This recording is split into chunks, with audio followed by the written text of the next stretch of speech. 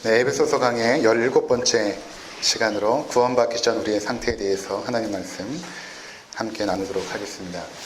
우리가 그동안 1장에서부터 함께 나눴던 그 말씀들을 이렇게 돌아보면 바울이 에베소 성도들에게 편지를 보내면서 하나님이 주신 그 구원의 은혜를 머릿속에 떠올리니까 찬송이 터져 나온 것이죠.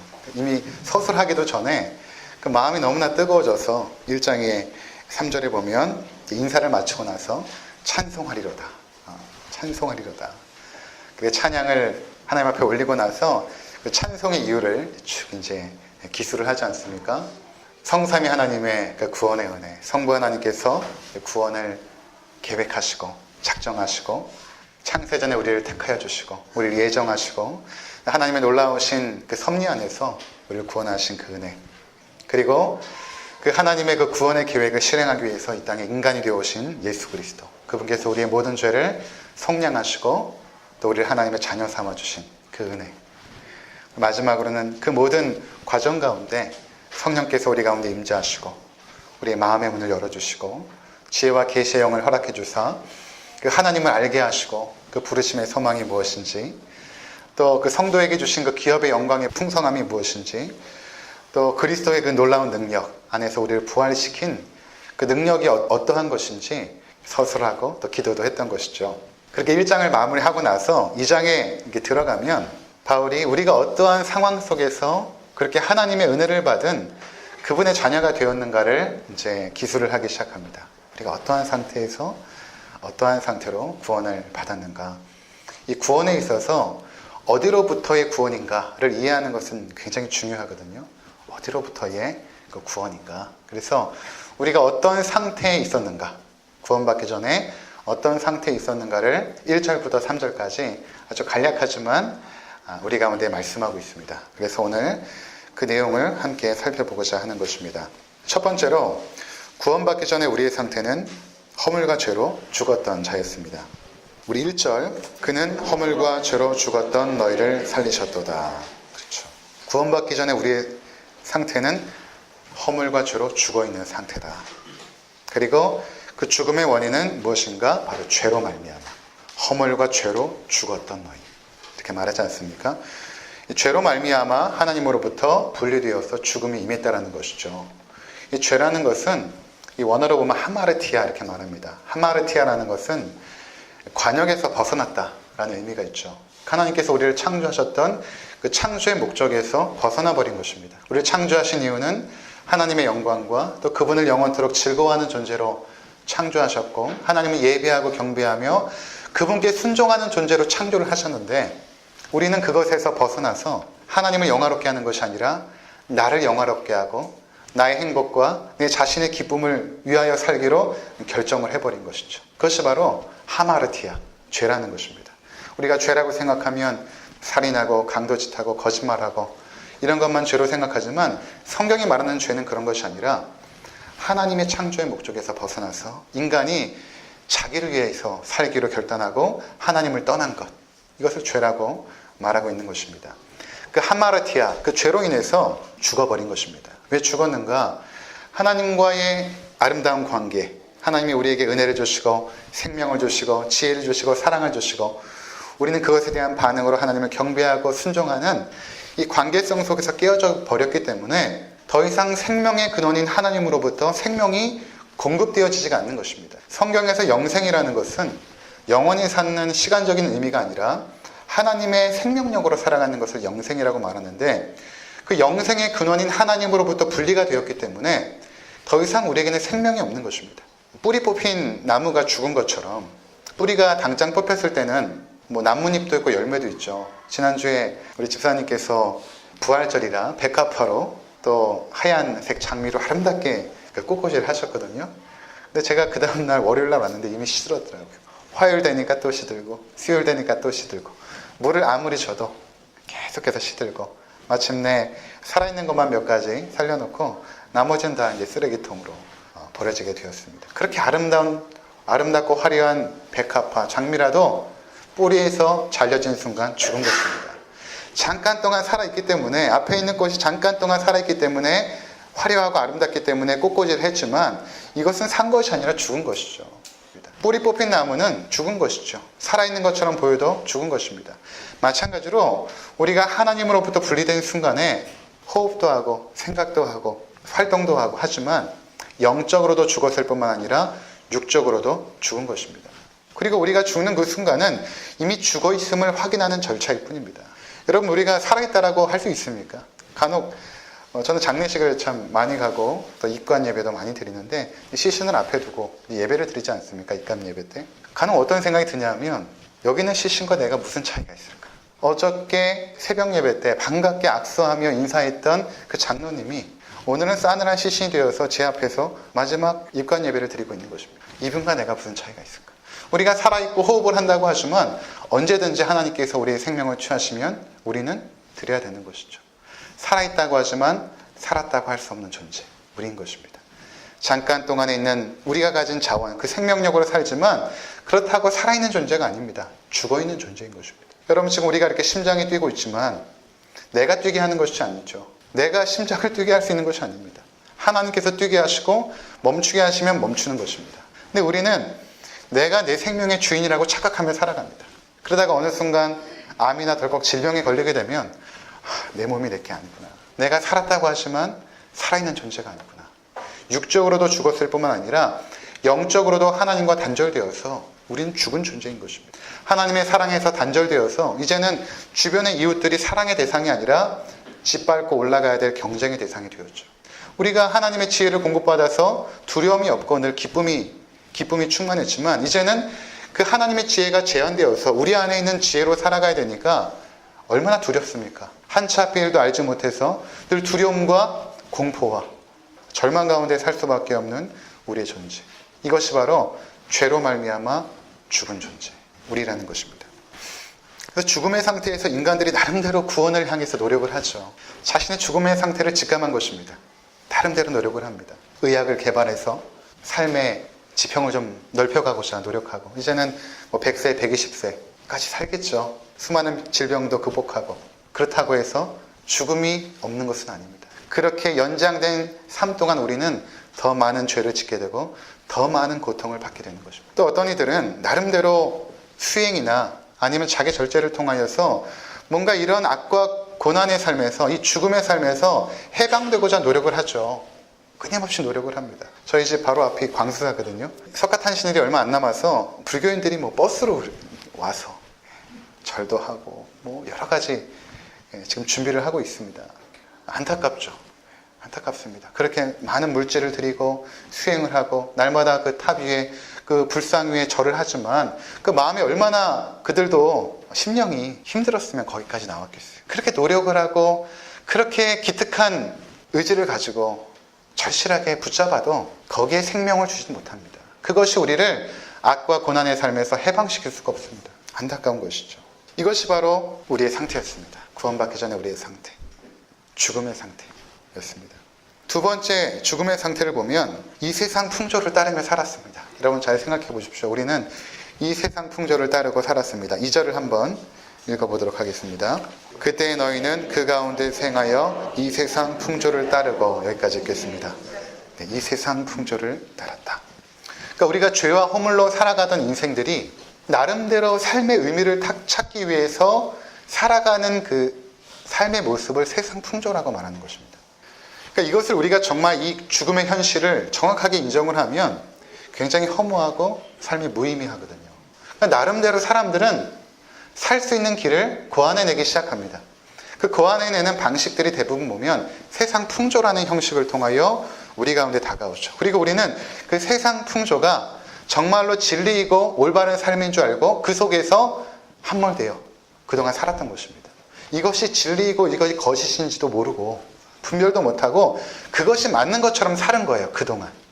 그 세상 풍조 중에 제가 3가지를 뽑아봤는데 첫 번째로는 쾌락주의입니다.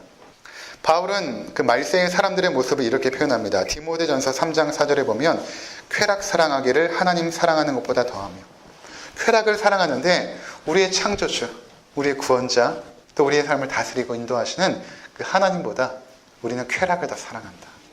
당장 눈앞에 놓여있는 쾌락을 위해서 우리는 하나님조차 버릴 수 있는 존재다. 라고 말하고 있는 것입니다. 인류가 역사상 진행되면서 이 쾌락주의는 두 가지의 형태로 진행이 됩니다. 고대부터 지금까지. 첫 번째는 무엇인가 하면 그 에피큐로스 학파를 따르는 그 삶의 양상들이 있습니다. 이 에피큐로스 학파는 가능한 많은 쾌락을 추구하는 것이 행복하게 사는 것이다. 우리가 인생을 살아갈 때 많은 쾌락을 누리는 것이 행복한 삶이지 않겠는가.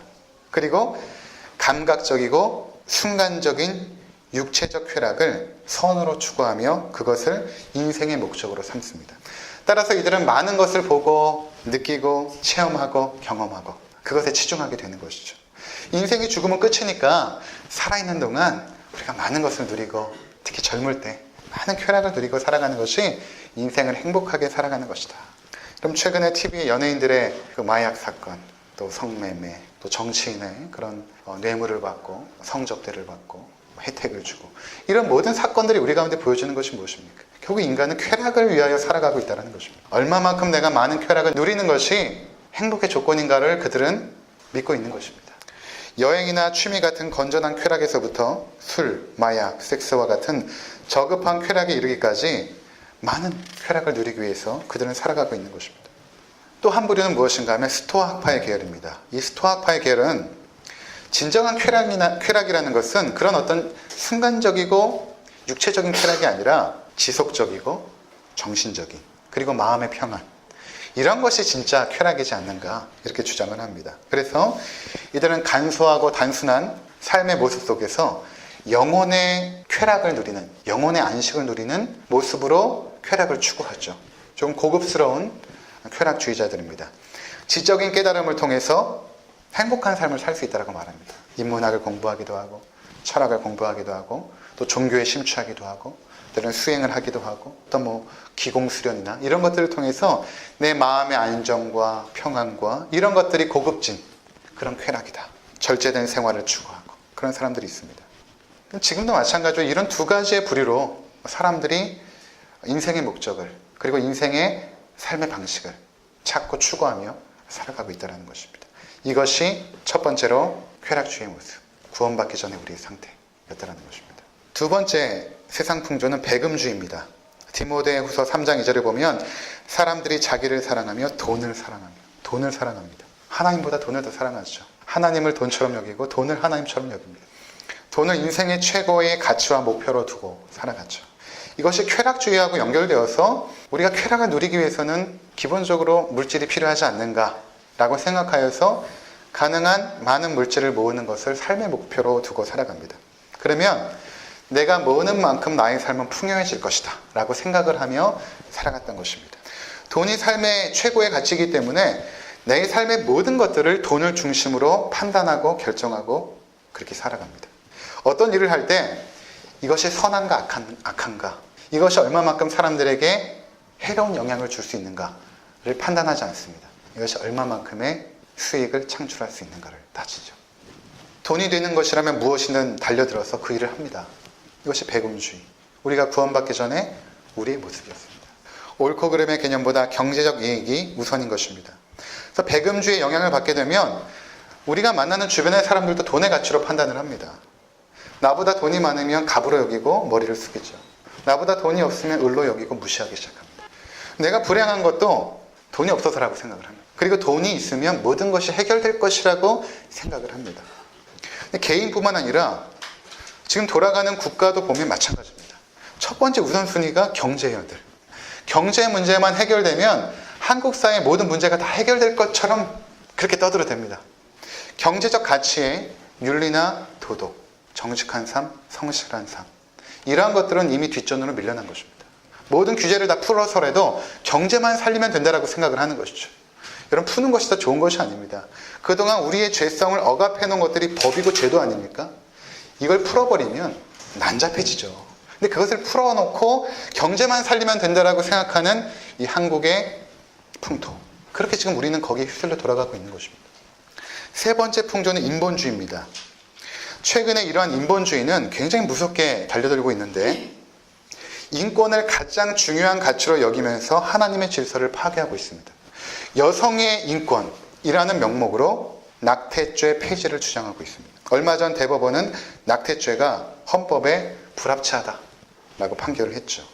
옳고 그름을 여론과 정치적인 이슈에 의해서 바꿔버리는 것입니다. 60몇 년 동안 지속했던 그 낙태죄를 폐지해버리는 것입니다. 임신한 여성이 결정할 수 있는 그 결정권이 뱃속에 있는 태아의 생명권보다 중요하다, 이렇게 판결한 것입니다.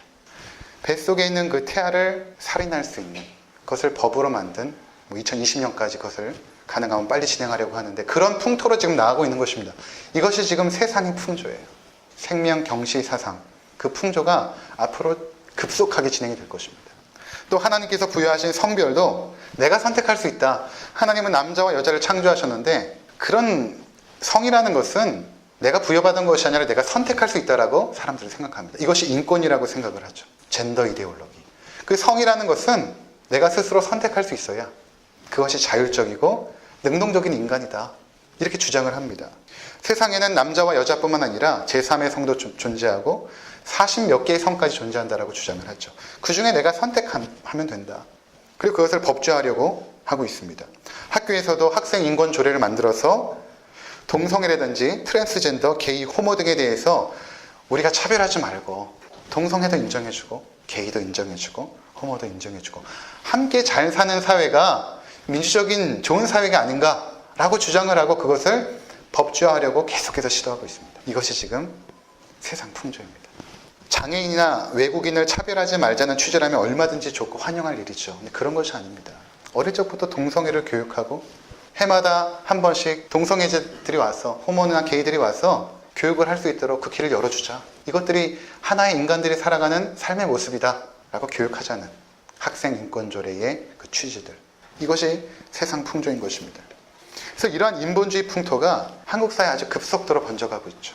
우리가 구원받기 전에 이것이 옳고 그른 것인지도 모르고 그냥 많은 사람들이 따라가면 거기에 함께 따라갔다라는 것입니다. 그것이 맞는 것처럼 생각을 하고, 투표해가지고 많은 사람들이 옳다라고 그러면 그것이 옳은 것입니까? 청와대 게시판에 수만 명이 투표하고 이렇게 해야 된다, 이거 법제화해야 됩니다 라고 하면 그것이 옳은 것입니까? 우리에게는 하나님의 말씀이 있고 그 법이 있는데, 세상 풍조는 그것을 정면 대항하여서 사람들이 보다 죄를 편하게 지을 수 있는 방향으로 풍토들이 돌아가고 있죠. 이것이 바로 죄와 허물로 죽은 인간들이 고안해낸 삶의 방식인 것입니다. 세 번째, 구원받기 전에 우리의 상태가 무엇이었는가? 공중 권세 잡은 자를 따라다녔습니다. 2장 2절, 공중의 권세 잡은 자를 따랐으니 곧 지금 불순종의 아들들 가운데서 역사하는 영이라. 공중의 권세 잡은 자를 따라다녔다는 것입니다. 공중의 권세 잡은 자는 사탄이죠. 영적인 존재입니다. 사탄이 실제로 있고 우리는 그를 추종하며 따라갔다는 것입니다. 능동적으로 추종하기도 하고 수동적으로 끌려다니기도 했죠. 그것이 구원받기 전에 우리의 상태였습니다. 사탄은 귀신의 왕으로 공간복음에서는 소개하고 있거든요. 그러니까 사탄이 원래는 천사였죠. 하나님께서 창조하신 아주 뛰어난 영적인 존재. 영적인 존재로 눈에 보이지 않습니다, 사탄은. 그런데 그 사단이 타락을 하죠. 그래서 하늘로부터 추방을 당합니다. 그때 사단이 혼자 내려온 것이 아니라 그 군대를 끌고 내려오죠. 자기의 졸개들, 그들이 귀신이거든요. 귀신을 끌고 내려옵니다. 사탄은 지금도 군대로 움직여요. 사단은 우리가 무시할 수 없는 게 굉장히 조직적이고 굉장히 잘 정비가 되어서 계획적으로 움직입니다. 그러니까 우리가 사단을 대항하여 이길 수가 없죠. 예수 그리스도 외에는 사단을 이길 수가 없습니다. 근데 그들이 우리를 끌고 다녔기 때문에 끌려다닐 수밖에 없었던 것입니다. 뿐만 아니라 우리는 능동적으로 그 사단을 추종하기도 했습니다. 여러분 생각해 보세요. 예전에 구원받기 전에 이사하면 뭐부터 따집니까? 손 없는 날부터 따집니다.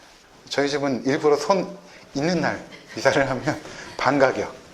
손이 귀신입니다. 이사를 해도 귀신에 얽매여서 이사를 하는 것입니다.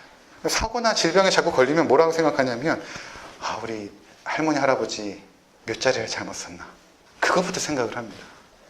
굿을 하기도 하고 몇 자리를 바꾸기도 하고, 장례하면 여러 가지 참 우스운 장면들을 많이 보게 되는데, 이제 화장이 아니라 이제 매장을 하게 되면 직원들이 오지 않습니까?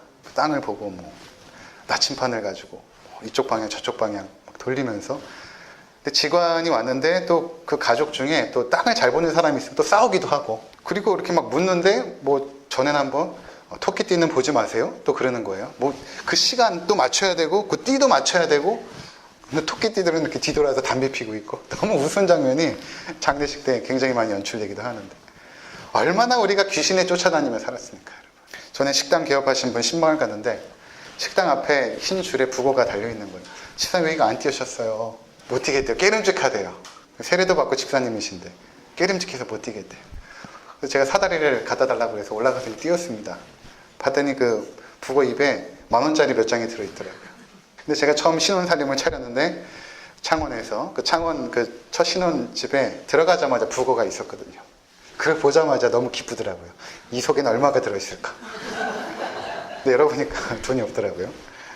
우리가 그렇습니다. 개업해도 귀신을 쫓아다니고 귀신에 끌려다니지 않았습니까? 결혼한다고 하면 여러분 어떻게 합니까? 사주팔자 보지 않습니까? 궁합 보지 않습니까? 어떤 분은 자식들 옷에 부적을 콕 꼬매가지고 하게 하는 분도 계시고. 여러분 구원 받기 전에 우리가 그랬다니까요. 지금 웃지만 구원 받기 전에 우린 이런 상태에 있었습니다. 그런 상태가 아닐지라도 누군가 그런 이야기를 하면 그렇게 했죠. 몇 자리 잘못 쓴 거 아니야? 사주팔자 봐야 되는 거 아니야? 구실에도 한번 해봐. 이런 말에 우리는 끌려다녔다는 것입니다. 어떤 분은 점쟁이한테 어릴 적 들은 말에 평생 끌려다니는 분이 계세요. 평생 동안. 근데 이렇게 귀신에 끌려다니면서 재미있는 건 하나님이 없다라고 부정을 합니다. 귀신은 있고 하나님은 없다라고 부정을 해요. 이게 무슨 논리입니까? 그리고 죽으면 끝이라고 해놓고 장례식 때 향은 왜 피고 목탁은 왜 두드리고 절은 왜 하고 해마다 제사는 왜 지냅니까? 죽으면 끝이라고 말해놓고 무신론자, 자기는 무신론자래요. 근데 왜 해마다 제사는 지내는 것입니까? 전에 한번 분당에서 신방을 갔는데 거기 분당 판교 그 지역에 첨단 과학단지가 이렇게 조성이 되어 있거든요. 거기 대부분 뭐 과학자들입니다. 박사, 연구원들, 과학자들. 근데 이제 건물을 다 졌나 봐요. 주차장에 보니까 이분들이 양복을 쫙 빼입고 뭘 하나 봤더니 고사상을 올려놓고 돼지 머리에다가 절을 하고 있더라고요. 근데 그 모습이 저는 참 우습게 보였어요. 아니 박사까지 되셨던 분이면 이 과학 실증주의, 과학적으로 증명된 것만 믿는 분들인데 왜 돼지 머리를 갖다 놓고 거기에다 돈을 꽂고 있을까? 줄을 서서 한 팀씩 나와서 왜 절을 하고 있을까? 그러면서 자기는 하나님이 없다라고 부정을 합니다. 우리는 공중 권세 잡은 그 마귀에 끌려다녔죠. 마귀에 끌려다녔습니다. 그러한 삶 속에서 자유함이 있었습니까? 늘 두려움과 공포와 억압된 삶. 해방되지 못했습니다. 여전히 사주팔자와 점쟁이가 하는 말에 해방되지 못하고 그렇게 살아가는 그 공중 잡은 권세의 영향력 아래에 있는 수많은 사람들. 우리가 예전에는 그 자리에 있었다는 것입니다. 네 번째, 구원받기 전 우리의 상태는 죄악된 본성을 따라 살았습니다. 3절을 보시면 전에는 우리도 다 그 가운데서 우리 육체의 욕심을 따라 지내며 육체와 마음에 원하는 것을 하여 다른 이들과 같이 본질상 진노의 자녀이었더니 우리의 욕심을 따라 지내고 육체와 마음에 원하는 것을 했다. 육체와 마음이라는 것은 우리 전 존재를 의미하는 것입니다. 우리 육체와 마음. 근데 우리의 육체와 마음이 죄성으로 이미 그 본성이 지정되었기 때문에 우리가 마음에 생각하고 살아가는 모든 것들은 죄를 향하게 되어 있습니다. 본성적으로 죄인으로 태어난 것이죠. 창세기 6장에 보면 하나님께서 노아를 통하여 노아 시대 때 물심판을 하시는데 그때 뭐라고 말씀하시냐면 사람이 어려서부터 그 마음에 계획하는 바가 타악하다. 내가 이것을 심판하지 않을 수 없다. 어린 아이일지라도 그 마음의 악함들. 다윗이 하나님 앞에서 신실하고 하나님 마음에 합한 사람이었죠. 근데 그도 간음죄를 짓고 살인, 교살죄를 짓습니다. 그리고 나단으로부터 책망을 받죠. 그리고 그가 하나님 앞에 간절히 기도하면서 회개하는 장면에 이런 고백이 있습니다. 내가 죄악 중에서 출생하였으며 어머니가 죄 중에서 잉태하였나이다. 내가 죄악 중에 출생하였으며. 우리는 태어나면서부터, 아니 어머니 뱃속에 있을 때부터 이미 죄인으로 규정이 되어져 버린 것입니다. 본성적인 죄, 원죄를 타고난 죄인들. 그래서 우리가 죄를 지어서 죄인이 된 것이 아니라 죄인이기 때문에 죄를 지을 수밖에 없는 존재로 살아갔던 것입니다. 구원받기 전에 우리들은. 물론 구원받은 이유도 죄를 짓지만 구원받기 전과는 틀리죠. 우리는 그 전에는 죄를 즐기며 탐했습니다. 누가 실수로 죄를 짓습니까? 아닙니다. 내가 몰라서 죄를 졌다고요? 아닙니다. 몰라서 진 죄는 더 나쁘죠. 우리가 운전을 하는데 교통법규를 모르고 운전할 수 있습니까? 교통법규를 모르고 운전한 그 죄가 더 나쁜 것입니다. 알고 법규를 위반한 거는 그것도 나쁜 것이죠. 우리는 일부러 죄를 짓습니다. 실수로 짓지 않죠. 그리고 그 죄를 즐기고 탐합니다. 늘 그 죄의 주변으로 돌아다니면서 죄질거리들을 찾기 시작하죠. 청송 감옥소에 교도소에 있는 사람만 죄인들이 아니죠. 그들은 자신의 육체와 마음에 원하는 그 죄가 들통이 나고 발각이 되었을 뿐이고, 우리는 그 마음의 죄가 숨겨져 있을 뿐입니다. 행동으로 증거만 죄가 아니죠. 마음에서 일어나는 죄도 죄죠. 살인만 살인이 아니라 너희가 형제를 미워하는 것도 살인이다. 너희가 간음한 것만 간음이 아니라 여인을 보고 음욕을 푸는 것도 간음이다. 생각으로 얼마만큼 우리는 많은 사람을 죽이고 얼마만큼 음탕한 짓을 했습니까? 그러니까 그런 죄인이라는 거예요, 우리가. 그러면 저 산속에 들어가서 늘 수행하고 속세를 떠나서 TV도 보지 않고 내 주변에 정말 아무 사람도 없고 나 홀로 수행을 하고 자연 속에 있으면 과연 나는 죄인이 안 될까? 전에 말씀드렸잖아요. 성철 스님께서 돌아가시기 전에 마지막 남긴 말씀, 내 죄가 수미산처럼 높다. 자신의 죄됨을 깨달았다는 것이요. 깨달으면 뭐합니까? 그 죄를 벗어날 길이 없다는 데 있습니다. 인간은 오늘 나오지만 그 본성적인 그 죄악으로부터 벗어날 길이 없습니다. 이것이 우리의 구원받기 전의 상태라는 것입니다. 그 결과는 무엇인가? 바로 본질상 진노의 자녀. 너희들은 본질상 하나님의 진노를 받아야 될 마땅한 자들이다. 우리 자신을 잘 생각해 보면 하나님께서 우리 가운데 심판하고 진노해도 마땅한 존재라는 것을 깨달으실 것입니다. 어떻게 하나님이 그럴 수 있어? 그럴 수 없죠. 여러분들이 정말 나의 그 죄악된 본성들을 정말로 깨닫게 되면 내가 얼마만큼 하나님의 진노를 받아야 돼, 받아야지 마땅한 존재인지를 깨닫게 됩니다. 아무 말도 할 수 없죠. 하나님의 진노는 창조주를 반역한 피조물을 향한 적절하고 필연적인 반응입니다. 또 어떤 사람들은 하나님의 진노를 인정하지 않아요. 하나님은 사랑이신데 어떻게 하나님이 심판하셔? 어떻게 하나님이 사랑스러운 그분의 자녀들을 심판하실 수 있어? 이 말은 창세기 3장에서 사단이 아담과 하와를 유혹한 그것과 똑같은 것입니다. 네가 하나님을 불순종해도 선악과를 먹어도 하나님은 결코 심판하지 않을 거예요. 정령 죽으리라 하나님께서 심판을 명하셨지만 네가 선악과를 먹어도 결코 죽지 아니하리라. 하나님은 심판하지 않으셔. 왜? 하나님은 사랑이시잖아. 그렇지 않습니다. 하나님은 공의로우셔서 우리가 지는 모든 죄악에 대하여 반드시 심판하십니다. 그것이 바로 십자가인 것입니다.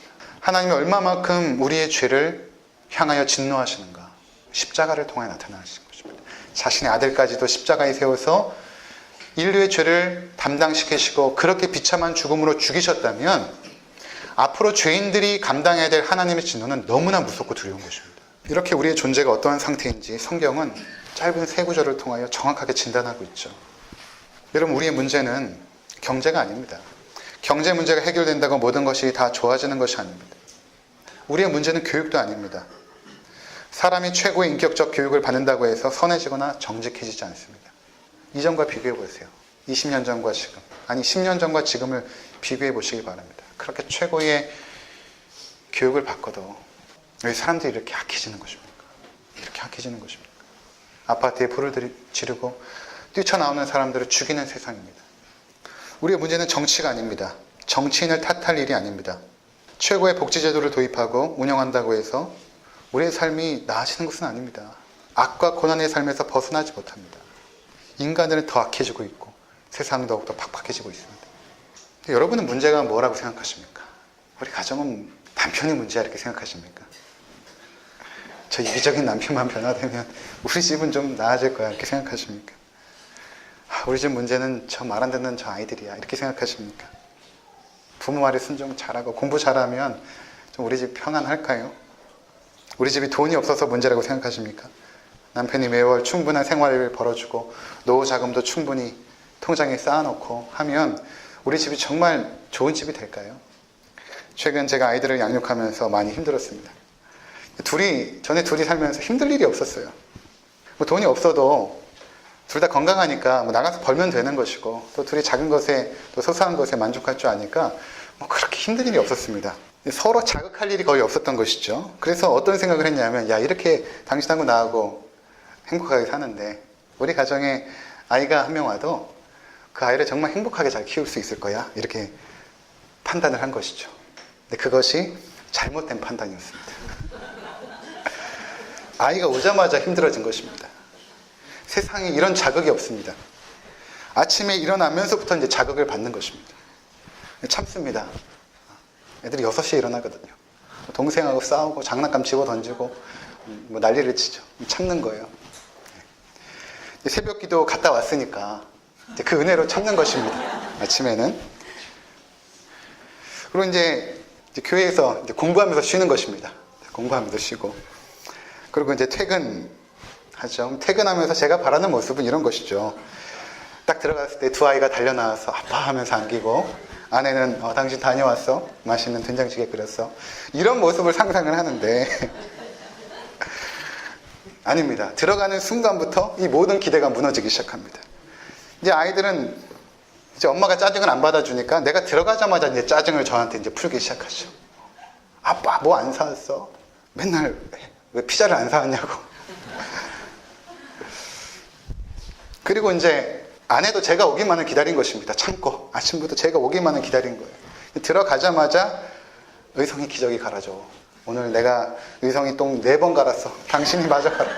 들어가자마자 기저귀. 옷도 못 갈아입고 이 방 저 방 다니면서 이제 치우기 시작합니다. 그러면서 이제 저도 감정적으로 자극이 되고 아내도 되고 그런 상태에서 뭐 조금만 일만 생기면 이제 팍 폭발하는 것입니다. 아이한테 고함을 지르고 감정적으로 대할 수밖에 없더라고요. 감정이 무너지니까. 그럼 저녁에 이제 아이들 다 재워놓고 또 자괴감에 빠집니다. 내가 왜 이랬을까? 그래봐야 5살짜리인데 뭘 알아듣는다고 내가 그렇게 고함치고 감정적으로 했을까? 내일은 그러지 말아야지. 또다시 반복됩니다. 그래서 아내가 얼마 전부터 이제 너무 힘드니까 이제 상담을 받기 시작한 거예요. 애가 좀 너무 힘들다. 근데 그러면서 둘이 깨달은 것이 있습니다. 우리는 아이가 문제가 있는 줄 알았어요. 그것이 아니라 저희들에게 문제가 있었습니다. 저희들에게 있었습니다. 그 아이를 온전히 받아주고 사랑해주고 하지 못한 우리의 인격과 내 안의 작은 사랑의 문제였지 그 아이가 문제가 아니었던 것입니다. 문제는 항상 나에게 있습니다. 우리의 삶의 문제의 화살을 밖으로 돌리면 안 됩니다. 아무런 도움이 되지 않죠. 해결도 안 됩니다. 환경 탓하고 사람 탓하고 여러분 그래서 변한 게 있나요? 아닙니다. 내가 문제인 거예요. 내가. 내 죄가 문제인 것입니다. 내 죄가. 나의 작은 사랑, 참아주지 못하고 인내해주지 못한 이 나의 죄.